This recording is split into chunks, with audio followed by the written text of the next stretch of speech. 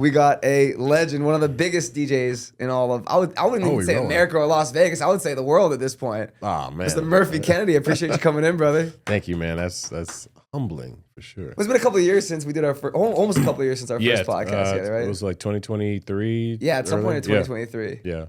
How have you been since then? It's been a while. You've actually moved out to Vegas since then, right? Well, I moved to Vegas. Well, I was living in San Diego at the time, and now I was the king of San Diego. Yeah, I conquered San Diego, and now I'm actually splitting my time. So I'm in San Diego half the month, and I'm here. I got a place out here now. So how did that come about?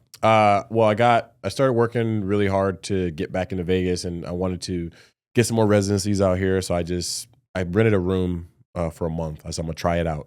I rented a room at the Turnberry. And for that month, I was just grinding, taking whatever gigs I can, networking. And then at the end of the month, I was able to secure like 2 new residencies. And so I was like, all right, that'll justify me actually getting my own spot. So I got my own spot. And was that back in 2023? This was what year is this? 2025. This 2025. So this was last year, 2024. Wow. June of last year. So what was the first residency that you locked in here in Vegas? With Tao Group. So Tao Group controls like 80% of the clubs, I would say, out here in Vegas. If you ever heard of Hakkasan, Omnia, Jewel Nightclub, Tao Nightclub, Marquee Day Pool, Wet Republic. They have a new one called like Flamingo Palm Tree Deck or Palm. There's a new one that's coming out that Kai goes on. That's gonna be with the old Wet Republic. So they control like a lot of the properties. And so that was like the first one, and then started working over at Fountain Blue. So like doing those properties like Live and Komodo Restaurant, Poppy Steak, and then Zook. Also started working with Zook Group. So I just was at Zook. Yeah, Zook is dope. It's at Resorts World, right? Yeah, Resorts World. Yeah. I went in when I was over there. Yeah. What'd you think? I don't, me, I always black out when I go to a club. I just go out. That was you. Yeah, I that go was in. you. I black out. Yeah. I just go in. Yeah. I have times I go out and I just I tell Justin like, fuck, I'm blacking out tonight. So you already know, like before you go out, you already know I already this is know. bro. Like, okay. He's making a conscious decision to black out. Yeah. Especially like if there's certain people that's in town. Yeah. Like we know we're all going out, we're all blacking out. We're getting tables and we're getting fucked. You know what I mean? Pull up. Oh, For sure. pull up. Like we need that kind of energy. For real. I don't even plan. The next day I have nothing planned. Yeah, you can't. That's the only thing now is a hangover lasts kind of long. Yeah. When did that? At what age did that start? I don't know if it's like because my tolerance was really good, but I don't know if I just exceeded the tolerance. Yeah. So now it's like it's been going on for a while. What does that mean? Like your body, I mean, past capacity maybe with hangovers. Maybe I always look at like you're allotted so many hangovers. You've just overdone And I your just amount of overdone hangovers. I overdone my hangover capacity maybe. That's crazy. Because you're in the club, obviously, multiple nights a week. Are you drinking every night, or how often do you drink? I actually took all last year off of drinking. 2024, January to December, did not drink at all. This year I maybe had like 4 or 5 nights where I've actually had some drinks, but I've kind of really just been cutting down on the drinking as a whole, partly because I just doesn't do anything to me much anymore. Never really did, but What do you mean? like I don't know. It takes me like 4 or 5 shots just to get like a little buzz, and then it just tastes nasty. And it's like, what's the point of my doing this? And then it makes me like my brother the other day. He gave me some gin, and I just got tired. I didn't even like feel it. And I was mad because like, why the fuck did I just do this? Like, why the heck did I just do this? And like, you know, but I think tequila does kind of like. Actually, bro, here's the hack: wine. I don't know what it is, but if you order wine, and the clubs all have it, they don't want to bring it out because it's in the back. But they have it, and the wine will actually give me like this little happy little buzz, and it's fruit juice and it's in the Bible. So, yeah. You were a high level athlete. Yeah. You're still huge on fitness, obviously. Does it take an effect on you drinking alcohol like that, or like you said, is wine just the secret? Well, that's kind of why I stopped, because I did a lot of research on like alcohol and how it converts in your body, and how it also like it's a negative when it comes to fat burning as well. That's your goal, especially in the summer. We're all trying to get like you get nice and cut down for the summer. Abs popping, right? So you don't want to be drinking. I say my grandfather used to always say, do everything in moderation.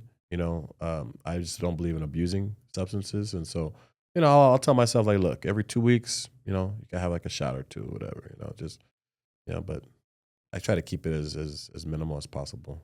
It's actually more harsh on your body than like drugs. Yeah. Like if like the alcohol is way more after effects than drugs do. Yeah.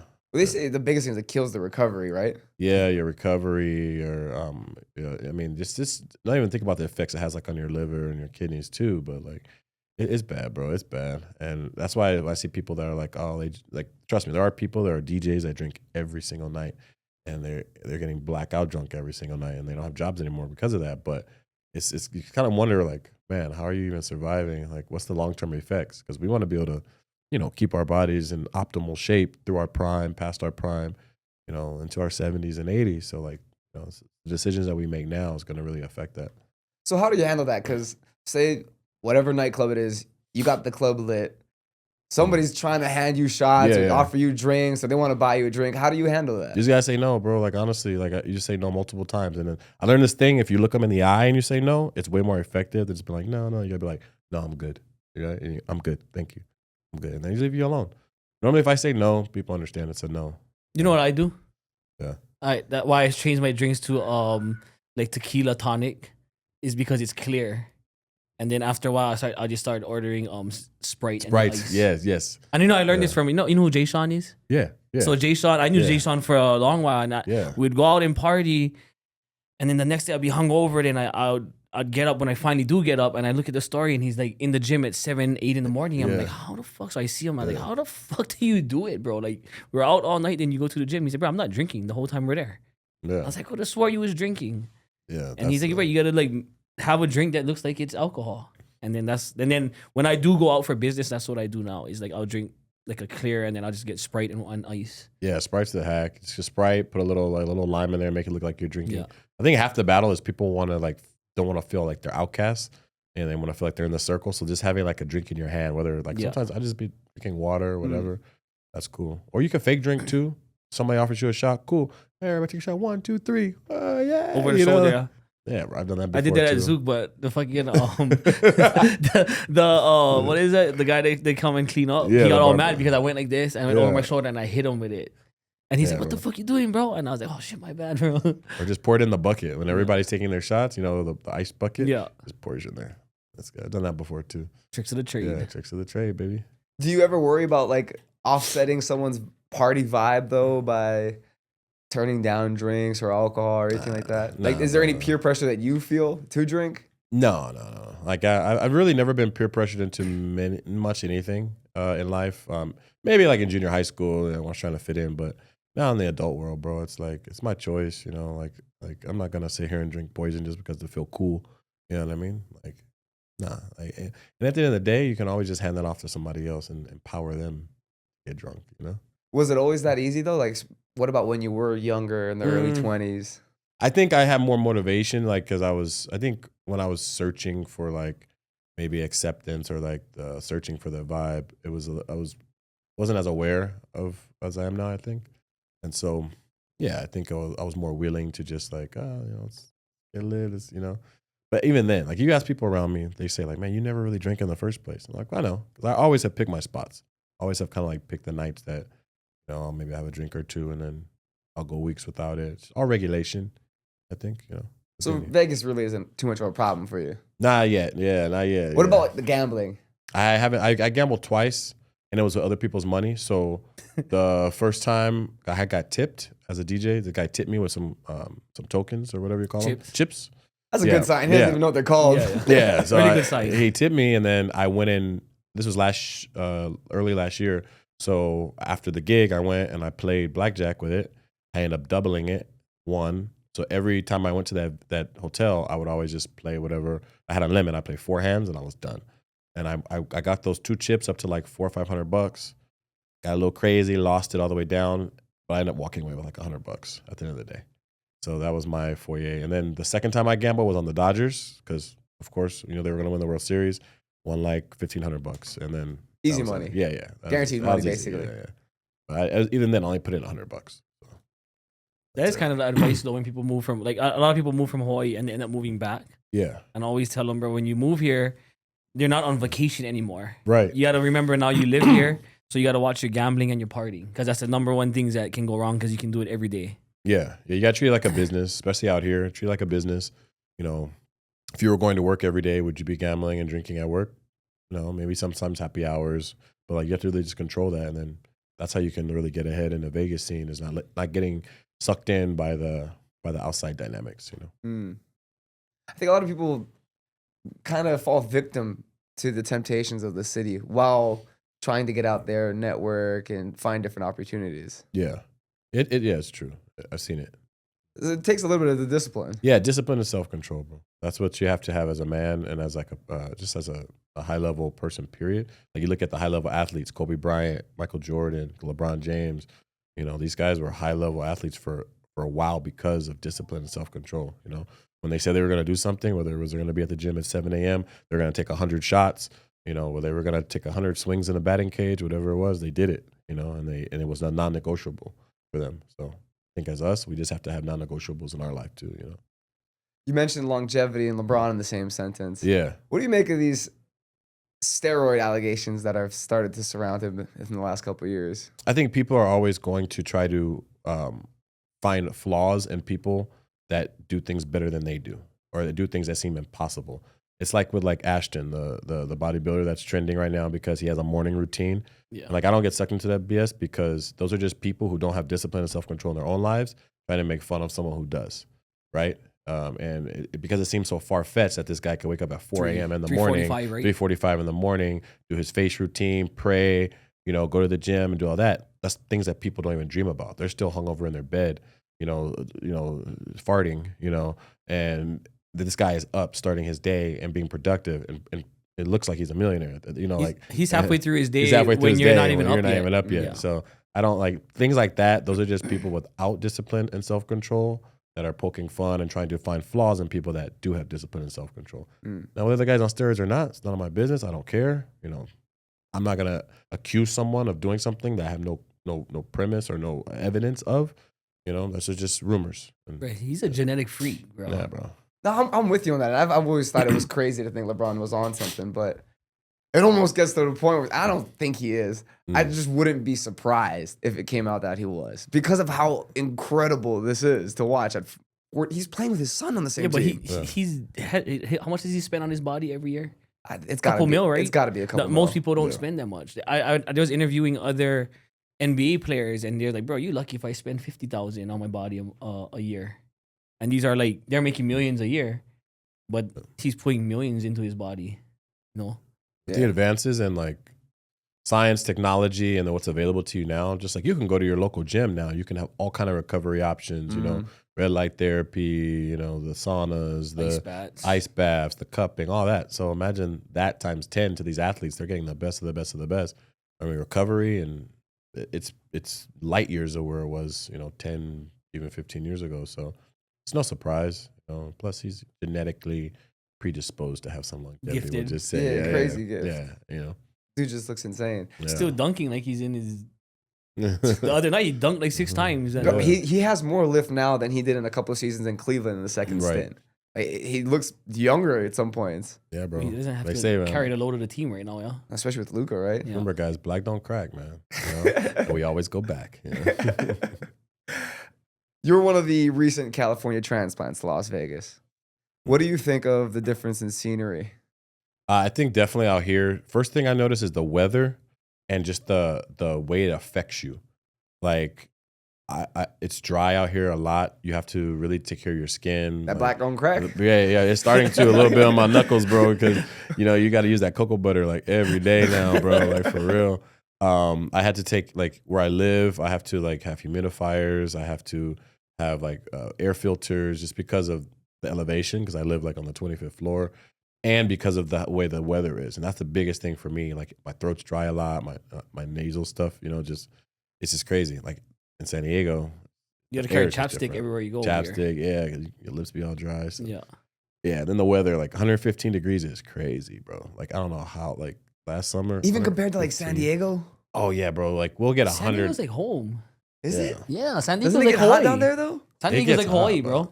1 day or 2 days out of the summer, you're like, have a heat wave out here, bro. So 115, it was like 3 days straight of there. They have an ocean breeze. Yeah, and we got the ocean. You can go to the beach in San Diego. Here, you got to go jump in the pool, and the pool is like, a teapot.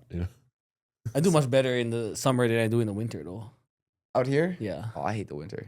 How was the winter out here for you, though? The winter was cool. I'm a cold weather person. I love the cold. I love bundling up. I love fireplaces. I love just that. My theory is this: you could always put on more clothes to get warm. You only take off so much to get cool. So that's what the problem is. That's why you don't want to go to hell. So like with the winters out here, I loved it. I love being cold. I love wearing big jackets, scarves, gloves, all that. So it was perfect. What do you think about? Because you've been here over a year now, right? This will be a year in next month will be my 1 year anniversary. Yeah. Have you noticed? What do you think about the difference in the traffic? I don't know so much about the traffic, but the driving. Like the people out here, bro, you can't be a defensive driver. Las Vegas drivers? Las Vegas drivers, bro, are crazy. They don't stop at red lights or stop signs. They just cut you off, no problem. And you can't do anything because everybody has guns. So you don't know, like, you can't really have road rage out here because you can end up getting shot. I've seen it on YouTube. So yeah, you just have to kind of like a mix of offensive driving and somewhat defensive driving, but you got to be more offensive. Because like you're defensive, you're just gonna get run over, bro. It's pretty crazy out here. The amount of drivers that don't have license plates don't you feel like the yellow lights are really long here? So I always like call it as orange. I'm be like, I'm driving through it. So I just drive. Like it's yellow. I'm like, fuck it. We're going to go to orange. See if we got it. And I'll drive right through red. Oh, I've seen it many times. People just run red lights, bro. And I'm like. Yeah, I don't hit the casino. So that's the only way I gamble, bro. It's driving out orange. here. We call it orange. Yeah. It's insane, though, the amount of drive. Just yesterday, wasn't there another shooting on the road? Bro, I'm sure. I think there's a shooting like every day. Like I've seen the most amount of police activity in Vegas than I've ever seen anywhere. Like every day you're gonna see like some kind of bad accident. Some stretchers on the. I don't know what you guys are doing out here, bro, but that's people from the north, though. Yeah. You think so? Yeah. What do you mean the north? From North Vegas. Oh, North Vegas. I thought you were like Minnesota. They're not even considered Las Vegas, bro. They're North Vegas. Yeah, that is crazy. It is a whole different. Supposedly, what happened was I guess like every city has like a crime percentage, right? And a lot of the crime was coming from the north side of Vegas, considered Las Vegas. So what they did is they cut it off and they said, you're in North Vegas and we're Las Vegas. So the crime it kind of brought down the crime in Las Vegas and in the north. So that's what I heard. That's what I was told.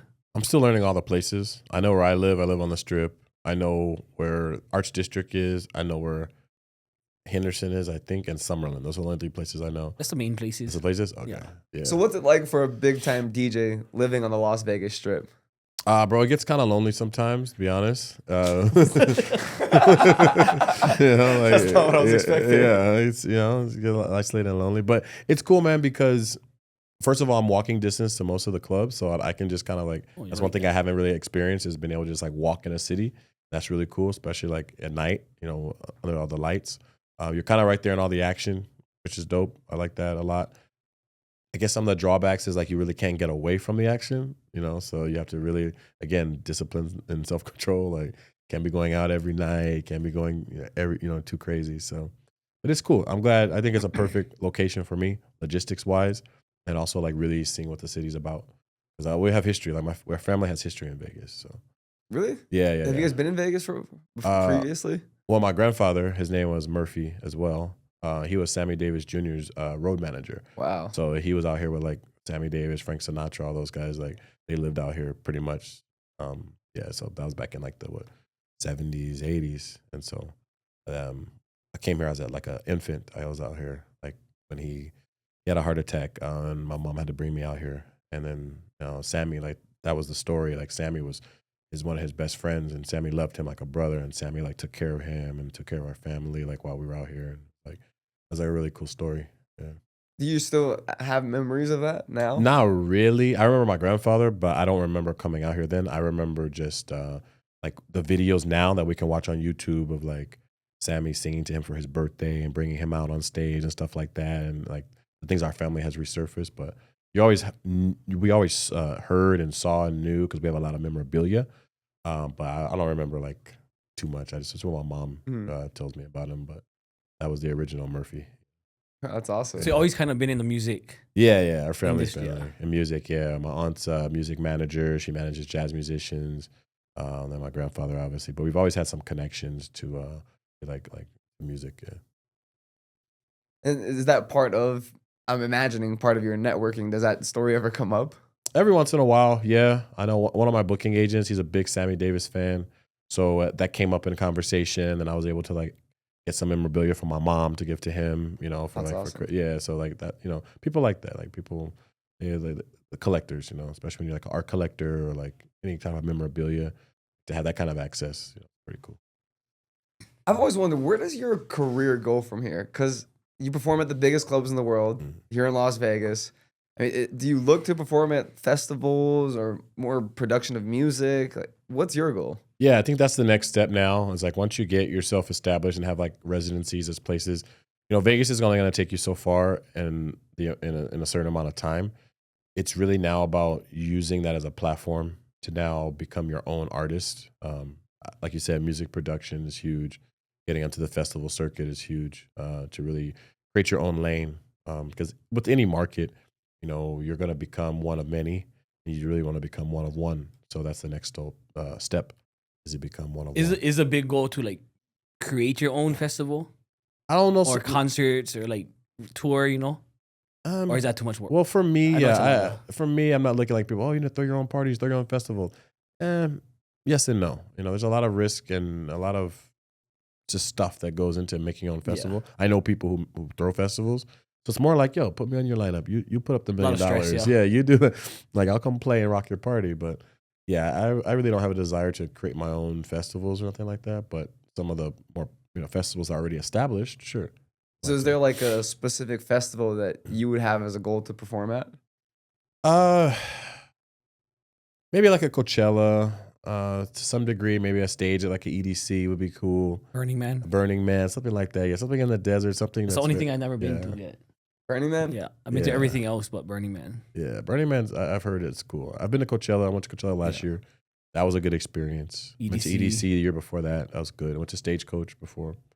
Those are cool. So I just want to get dressed up. Yeah. For Burning Man. That's half the battle, man. Yeah. Just getting dressed up. Getting dressed up for Burning Man looks like the best part. Yeah. Just feeling out that vibe. But it's been the weather been the last like 2 years, as in the weather.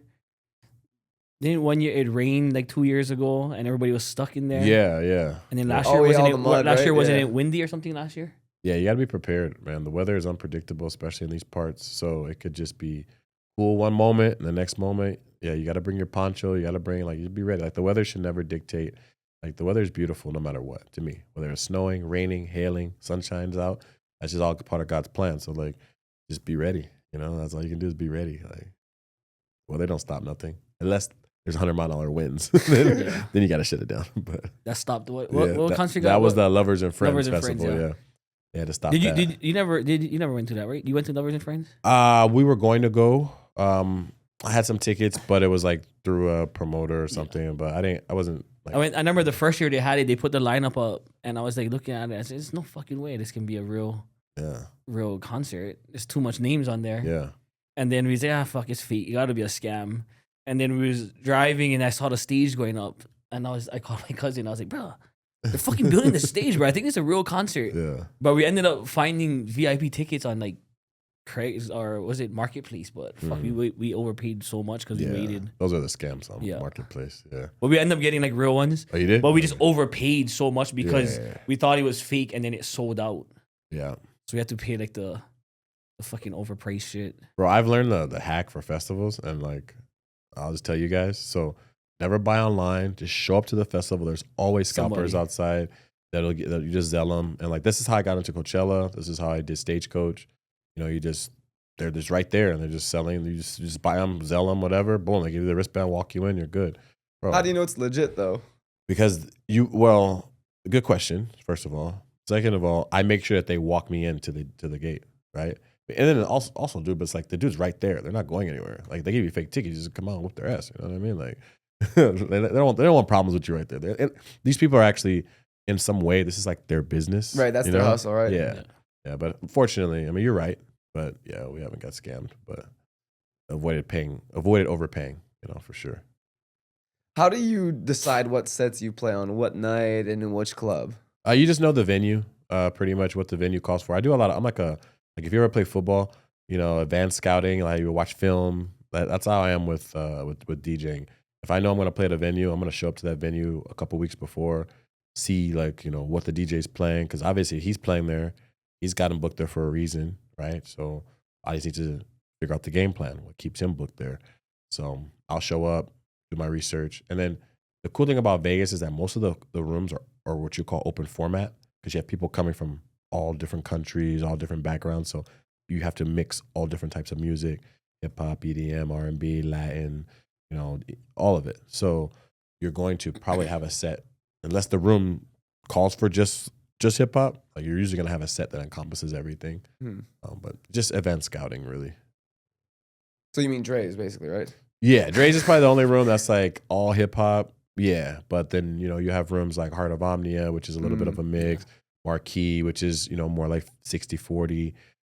Tao is gonna be more of a mix. Hakkasan is probably gonna be more like 70-30 hip hop to EDM. So you just really have to know they're not gonna tell you when they book you like this is what you play. They literally, it's a professional. It's almost like they expect you to know. You know what I mean? Like that's a part of the game. That's why some people don't survive. Like they don't do their homework. Have you ever had a drunk girl at the DJ booth trying to get with you or trying to get some action going on? Never. Yeah, that's never happened, bro. Can you tell us one of those stories? Yeah, there's a few. There's been girls that obviously come up asking for song requests, and that's probably the most annoying thing to a DJ, but I found a way to profit off of it. I made something like $1,800 the other night just in song request tips, just by using this one simple technique that, you can find on my Patreon. No. But I've had girls, That's gas. Do you have a Patreon? No, I don't. You should have a Patreon. I should, I know, because this is some tips, bro, like for real. Like I'll give free game. I don't care, man. But like literally when someone asks me for a song request, I always tell them, I look them in the eye and I go, look, I'll be honest with you. The only reason why I played that last guy's song request is because he gave me $100. That's it. That's the reason why. I think I didn't, whether it happened or not, it doesn't matter. They're like, oh, so the price is $100. Yeah. For you, I'll do it for $50 because it's your birthday. And then boom. That's how you turn a song request. $50 to get your song played in a huge nightclub in Vegas. That last song request was $200. Yeah. But for you, I'll do it for $150. Bro, exactly. You could do that. You could do that too. And then when you have like these artists like come up, oh, can you play my song that nobody's heard? Bro, I'll do it for $500. Easy. And that's the cost of doing business. So that's how you can turn that. But like drunk girls, like you have to remember with drunk people, they don't really mean what they say half the time. It's just the alcohol taking over. So you got to take it with a grain of salt. Wait, that's a fucking really good point you just made though about because you don't even have to do it with just upcoming artists because you're almost like an R&R. You're like the radio DJ from back in the day. Basically, you got a lot of power. There's a lot of people up in those clubs. Yeah, but I tell this like too because I had a meeting with a guy yesterday, and I'm like, bro, think about it. What are you really gonna get from me playing your song that nobody knows in the club? Besides, people probably stop dancing and look at you like, what the hell is this? Right? What are you really gonna get? Right. Oh, my song was played. Somebody's gonna Shazam it. It's not gonna show up. Like, what are you really getting? So think about that before you give me this $500. Like, what are you just gonna put on your Instagram and be like, oh, bro? Like, think about it. Right. The secret is Spotify, YouTube. Like, get your songs. If you're gonna pay $500, you might as well go pay for Spotify promotion on Really? like, yes, and get your song on algorithmic playlists. That would be the best way. That'd be the hell of the best way, because then you're getting a guaranteed result for that $500. Not just having some DJ in Vegas play that nobody cares or knows. Right? But how much? What's the difference in cost? Similar? Well, I mean, it could be a sunk cost or it could be a guaranteed return. Like for right now, I know a site right now. I don't know if I can plug it or not, but socialspikemarketing.com. Right? You can go on there. You can pay $500 to actually have professionals list and market your song, right? And you can get 30 to 35K streams, right, to your Spotify profile. Now, to me, that's way better than having some DJ in the club play my song for these people that are going to look at him like, what are you doing? He's just playing it to play it. He's just playing it to play it, right? Or maybe you feel good about it and you can Instagram it. But at the end of the day, I'd rather put that into some guaranteed, return. That would be the difference. I got this drunk girl story from the back to drunk girls. Let's go. That's way more interesting. I had a booth, right? I was on the bottom by the floor. I think where were we at? I think we was at Omnia, and then they were like above us. But she just got married with the wedding dress and everything, but she was all fucked up, bro. But I turned around and she was a fucking she's a good sized girl, bro. She just fell forward. And she landed on our table with all our drinks and everything, bro. And fucking busted her knees up, bust her shin. And I felt so bad. I didn't know what to do. So I was like, oh, like I froze a little bit. But then she looked hurt. So we like kind of went over and I helped her. But I was like, bro, she fell like from the boots above onto our table. Wait, like, from the second story? No, not like above, but like, you know how it steps up? But yeah. Like she fell from the top one, missed the whole part you sit on and landed on our table. Like right here, like, bro. And like, I didn't know to laugh or what, because he was kind of high and she's kind of big. Yeah. But I was like, oh. And then I went over there and helped her. But I was like, oh, fuck, man. That shit hurt. Wedding dress and all on. Yeah, wedding girls are the worst, bro. Like, they're like, there's the a new thing, parties, the bachelor parties. And then there's the new wave for the girls that are celebrating divorces. So they're really out on demon time. So you have to really watch out for them. With the little sashes. Yeah, it's like newly divorced or whatever on it. Yeah, so, bro, I get it. But those are like the worst. But I mean, drunk girls, I mean, they usually are up there requesting something. They just want to feel like close to the DJ. But the problem is they don't understand personal space. So like you have to like really like, yo, elbow room. Like if I can't go like this, lean like that's a problem. Right. If I can't, there's a problem. You know what I mean? So, but yeah, the women they'll say anything, bro, when they're drunk. Like don't believe it. It's just. Have you had any try to grab the snake and? Yeah, it's happened, but I had to call security because that was no. Security, film this. No. But no, I mean they always want to chat with you, bro, and it's like that's the thing. That's not a turntable. You're working. Yeah. So that's the thing. They're like really chatty. Like, man, you don't want to have as a DJ, like you can't really have full on conversations while you're working. Imagine I come to your McDonald's location and you're flipping the burgers, and I want to have a full conversation. Like, is that gonna work? No, probably not. That's what I come to realize. Because first time I moved here, I've been here for some years. Like first time I moved here is 2002. Then I am back to Hawaii. Then I came back like 12 years ago. But when you go to the clubs and the DJs and the promoters and stuff, they're working. So try not to hold too long of a conversation, even if I know them or whatever. I try to keep it short. Yeah. And that's the key thing with the DJ. Like people don't realize like we're actually creating something. Like at least for me, like I don't go have a playlist. I don't go off of like pre-prepared set. I'm usually creating in my head. So like when you're interrupting my creative process, it kind of pisses me off. I'm not gonna lie. But as a customer service professional I know how to handle it. I'll have a brief interaction with you, but like don't be like the same 21 questions. You know what I mean? Is that a little bit more rare now? To make your set as you go? I think so. Like, cause people ask me all the time, like, push play. What are you gonna play tonight? And I'm like, bro, I have no idea. Like I literally do freestyle on my sets. Like when that's awesome. And I remember that's how I used to get into the clubs when I was in Hawaii. I was like 15, 16 years old. And then my friends were DJs. So I remember we had to carry the vinyls. So I used to like go with them, meet them before. Then was it in the milk crates? They had all the vinyls. I heard about it. And then I used to be like, oh, he's with us carrying them. So I would just make like I'm getting in. That's how I would get into the club.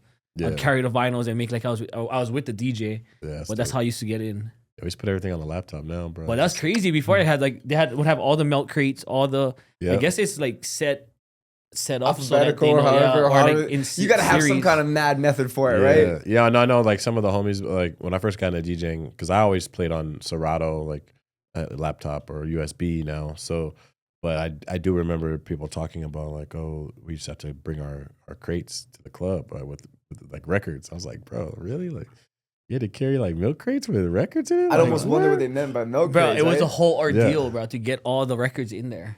Yeah. Because it was like you would have like crates of them. It was like bringing moving boxes, bro, like to the club with you every day. Like, and then you had to pull out the records one by one and be like, go play this one. Okay, that one's done. Put this one back. Like, that's for real. Oh, because you guys can obviously queue up the next song, right? They would have to like take out the next vinyl. Take it out, and then pass it, and they put it back in. Took like a crew to DJ. An assembly line. Wow. Yeah, man. Yeah. In your experience, because you've been all over, what's the best club, the best nightclub in Las Vegas? I can't even say that, bro. I'm gonna piss somebody off. I mean, they're all great, man. They're really all great. It just depends on your taste. Like if you want to have like the big room Vegas experience, with multiple rooms that you can go hear EDM in one room, hip hop in the other room, go to Omnia, right? Yeah, Omnia. If you want to go see some of the biggest, trending acts in Vegas, go to Zouk. You're going to see Lil Wayne there. You're going to see Nelly. You're going to see T-Pain there. You're going to see Nicky Romero. You're going to see James Hype. Go to Zouk. If you want to have the best pool party experience, Go to Marquee Day Club, bro. You can't beat that. You want to go to one of the most vintage, pop-in clubs in Vegas, go to Tao. The list goes on. You want to have a good pool party experience, that's not kind of like going to cost you a ton of money, go to Liquid Pool. You know what I mean? It's just, there's so many rooms, bro, and they all have their advantages. I can't really pick a favorite. Do you have a favorite restaurant in Las Vegas yet? Yeah, Herbs and Rye. Herbs and Rye is definitely, I'm trying to before I get out, I got a flight to San Diego today, but trying to go there before. It's hard to get in over there sometimes. Yeah, you got to call ahead. Yeah. This is a secret I use. This is the trick I use. I always call, and they go, hello. Yeah, I say, hey, I'm calling on behalf of Murphy Kennedy. He's a DJ tonight here at Town Nightclub. I'm wondering if we can get a reservation for him. Oh yeah. Let me see. Okay, let me see. Yeah. He's only in town for a couple hours, and Okay, we check. All right, boom. I was like, okay, for Murphy Kennedy. Yeah, for him. I'm his manager. Yeah. Okay, you can. Oh, thank you, love. I appreciate it. 7 p.m. Okay, he'll be there at 6:55. All right, thank you. And you do that, bro. You're in every time. Yeah. Just act like you're calling for someone else that's not you. People call as themselves. Call as but here's the the person thing. Representing. You're like 100%. You're a famous DJ. They don't know, though. They don't know. You just DJ. You call, bro, my fucking pigeon is bad. Oh, I'm calling for Raleigh. Can he come here at 7:30? Okay, what's your name? Herbs and Rye doesn't know. They don't know DJs. That's what I'm saying. Like, you can just act like you're somebody. Like, hey, I'm calling on behalf of Justin Credible. Whoever. You just say that. Oh, they must be somebody. It's Vegas. Yeah, I've eaten there a lot though. Yeah, that's a good. That's a good spot though, bro. You gotta have like the little what's the little sweet potatoes with the little what's it called? Little marshmallows on them. Yeah. What is it called? Yeah. I always have that at Thanksgiving dish, right? Yeah. That's what I call it, the things. That's something my grandma would make. So. What's the difference between yams and sweet potatoes? They're two different vegetables, from what I understand. A sweet potato is actual potato. A yam is like a yam. But they look, it's confusing. Ever since a kid, I didn't know the difference. But then, grandma would be like, these are yams. I'm like, but they look like sweet potatoes. But yeah, these are yams. Sweet potatoes are actual potatoes. And a yam is a yam. Aren't sweet potatoes purple? No, that's Okinawan sweet potatoes. That's totally different. Sweet potatoes are orange-ish. Yeah, we're going to have to look that up at some point. If anybody knows, if you're watching this podcast and you know the difference, please just comment below what the difference is between a yam and a sweet potato. Let us know. You, for your diet, do you follow any macros? How do you stay so fit? So my thing right now, I got involved with one of my boys. He's a IFBB pro. He gave me his diet. This was last year, almost a year ago. And I've been following. You just basically track. We're not like tracking our macros, but we are weighing our food. Everything we eat is weighed out, and we're tracking that way. And so for me right now, it's just pretty basic. It's just like turkey, ground turkey, chicken, salmon, and then we weigh that out. The 6 ounces or 7 ounces a day each meal, and then about 250 grams of rice, and then that's pretty it. So I guess I would say we're not tracking like our calories, but we are tracking like our how would you call it? Probably more versatile. I just do the same thing. I weigh we just weigh our food out. Yeah, it's the difference between like tracking your calories and your macros. Yeah.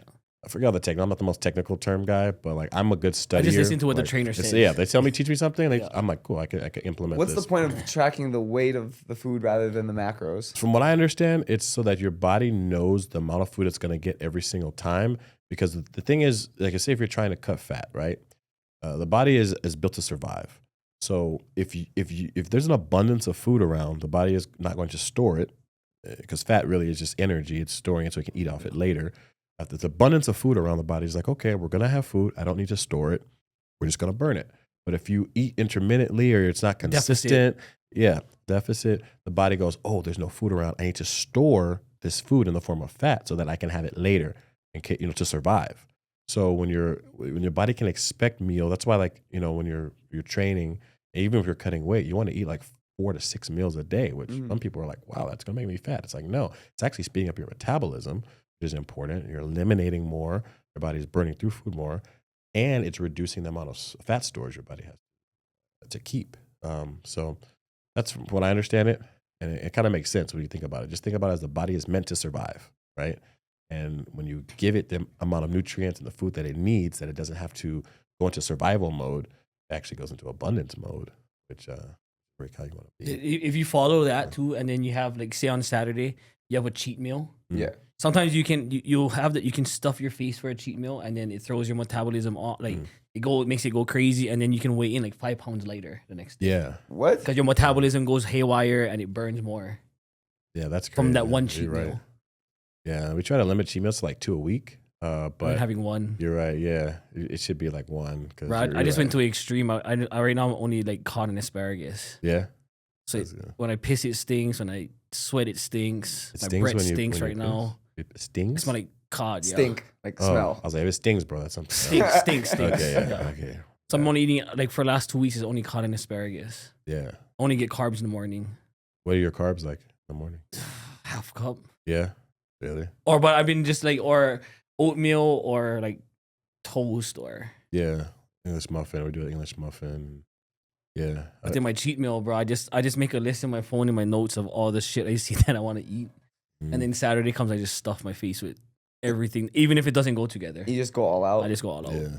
Our cheat meals are usually sushi. Like last night, we went to have sushi. My brother, Cassie, and I, we all had sushi last night. It was pretty cool. We did all you can eat, bro. Like just. That's one of the most amazing things. All you can eat sushi in Las Vegas. It's so good and it's price wise amazing. $30, Bro, 35 30, bucks. I don't understand they're making money. It was $30. Yeah. Order whatever you want off the menu. There's a 90-minute time limit, but we did damage in that time. We did damage. We I had think like that every time. 7 of everything. Yeah, like and I calculate what would have been the cost. It would have been like 350, 400 Right. bucks. How are they making And the bill money? was under $100 Yeah. for 3 of us. Wow. So I'm like, yeah, so it must be the turnover. I mean, you figure you could run like 10 $90 tables a day, each time, like, But 900 you're on this figuring table. too, like you're San Diego, right? Yeah. By the ocean, Hawaii's by the ocean, and there's Right. no fucking all you can eat. Where's the ocean out here? There's none, but they'll still be able to make, Right. Do all you can eat. That's a Right. very good point. Maybe that wasn't fish. Maybe that was rat. No, but it was, that's I mean, the key, like when it comes to like the fitness game, I've learned it's like 80% nutrition and then your workouts, and then the workouts that we follow, my brother and I are doing right now, we're doing like progressive overload workouts. So we're literally training to failure every single time. And that's where we see the most improvement, is that style. And then you combine that with a good diet plan, bro, like, and it could be better. We can all be better, and we're realizing that. But it keeps you like on the right track. I think everybody's on that fitness journey right now because summer's coming around. Yeah, I think there's just so many different methods that people try to like. They're gonna usually do what's comfortable for them, and we try to do what's effective for us. And sometimes it doesn't involve like comfort foods and comfortable training. Like you really have to push yourself. And the mental side of the fitness game, I think, is the most important. Because if you look, like, fortunately, I was able to train around pros, and you see what they do. You're like, dang, bro, like you push yourself. It's a Like lifestyle. you bust through your mental limits. Like some people are like, oh, this is too heavy. I'm gonna stop right here. No, bro, you can do that extra rep. You can put that extra weight on because your body's going to adapt. The muscles are like rubber bands. Like you stretch some things out, they're gonna come back stronger, bro. That's what you want to tear the muscles up. They come back and repair stronger. And then the food you put in them while they're in repair mode, it's gonna feed off of that, and that's why people eat a lot of protein because What is your hardest food to give up? Or what's the hardest thing for you to give up or change? Because it's a whole lifestyle change, right? I think breads, like for example, I love having I used to love having sandwiches. So now like in the morning we'll do like almost like a breakfast sandwich with the sourdough and the egg and the bacon. So that'd be like the substitute. But I think for me it was like a lot of the bread. I can give up anything. I don't really like trip over like having to stop something if as long as the benefit. But it was hard at first just not having so much bread. But I love rice, and rice is kind of like the substitute. It's like Hawaiians, where we eat so shitty. Yeah. Yep. There's a lot of fat. But I don't know. I think I always said like it's hard for me to give up Coca-Cola. Really? Okay. Yeah, I still get. I haven't drank soda in like a few months, but when I see a Coca-Cola, my palms get sweaty. Really? Yeah. Like I start to fucking get anxiety. Like I just want to drink that. Yeah. Fortunately, our parents raised us like without like soft drinks, so we like water is our default. Like that's no problem. I think sometimes just having straight water gets annoying, so sometimes you'll put like Sparkly. like a little like electrolyte powder or something like that to jazz it up. But for the most part, like I don't know, bro. I'm simple. I just don't like being hungry. So as long as I have food that makes me feel full, and I'm about to go, I don't feel hungry, I'm down with it. I'm really down. Like I love salmon. It's one of my favorite food or favorite protein.